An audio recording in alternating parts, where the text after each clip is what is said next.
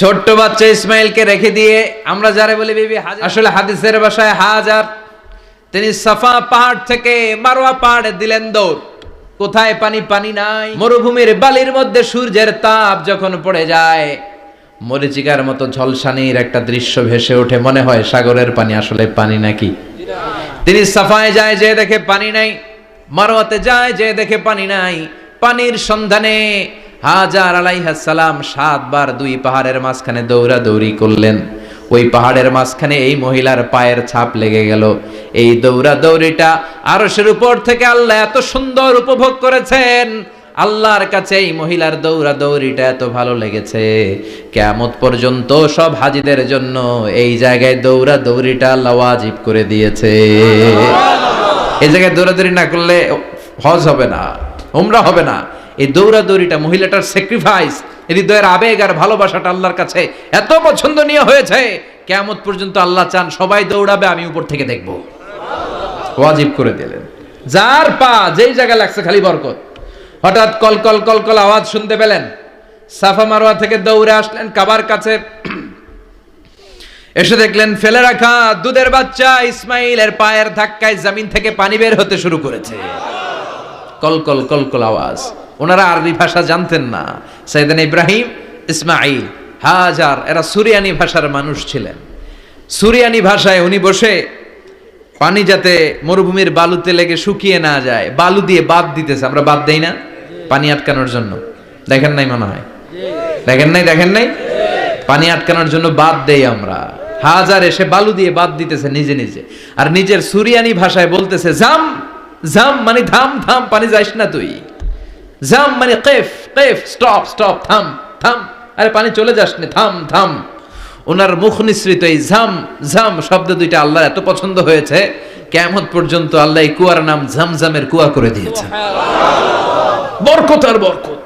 ছেলেকে মিনার প্রান্তরে রেখে জবাইয়ের দৃশ্যটা আল্লাহর ভালো লেগেছে। কিয়ামত পর্যন্ত ঈদুল আজহাতে সবাই আমরা প্রাণী শুইয়ে এরকম জবাই করব, এটা আল্লাহ ওয়াজিব করে দিয়েছে। যার মানে এমন ফ্যামিলি খালি বরকত আর বরকত। আর আল্লাহ বললেন এই ফ্যামিলিতে আমি কিতাবও দিয়েছি, নবুয়তও দিয়েছি। ওয়াজআলনা ফি যুররিয়াতিহিন নুবুওয়াতা ওয়াল কিতাব। সাইয়েদনা ইব্রাহিমের ফ্যামিলির ভেতরে আমি নবুয়ত দিয়েছি, কিতাব দিয়েছি। এই পৃথিবীতে যত নবীর নাম আপনি বলবেন সবগুলো সাইয়েদনা ইব্রাহিমের নাতিপুতি। লক্ষাধিক নবী পৃথিবীতে, 5-7 জন ছাড়া। কজন ছাড়া?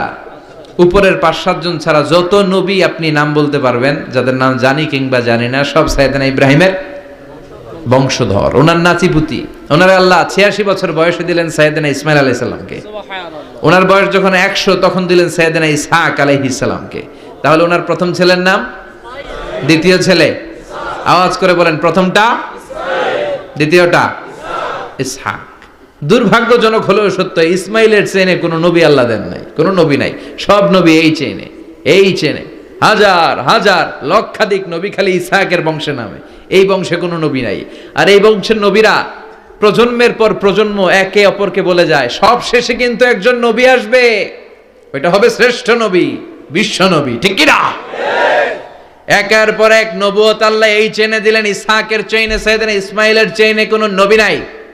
এত নবী এখানে এসেছে, এরা ভেবেই নিয়েছে ওই যে শেষ নবী, যেটা শ্রেষ্ঠ নবী, এটাও এখানেই আসবে। কিন্তু আস্তে আস্তে হাজার হাজার লক্ষাধিক নবী আল্লাহ এইখানে পাঠিয়ে সাইয়েদনা ঈসা আলাইহিস সালামের পরে আল্লাহ স্টপ মেরে দিলেন।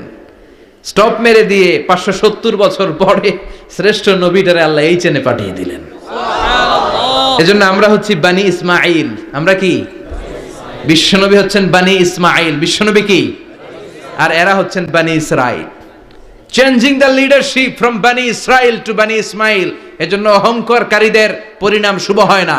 এরা নবী পেতে পেতে এই প্রজন্ম অহংকারী হয়ে উঠেছিল, আর গালি দিচ্ছিল এই চেইনটা আটকুরা চেইন, নবী আসার দিক থেকে এই চেইনে কোনো নবী নাই, সব নবী এই চেইনে আমরা পাই, আর শ্রেষ্ঠ যে নবীটা আসবে সেটাও এই চেইনে আসবে। আল্লাহ কয় না, আমি খেলা উল্টায় দিব, সব নবী এখানে পাঠালেও শেষ নবী আমি এখানে পাঠাবো না।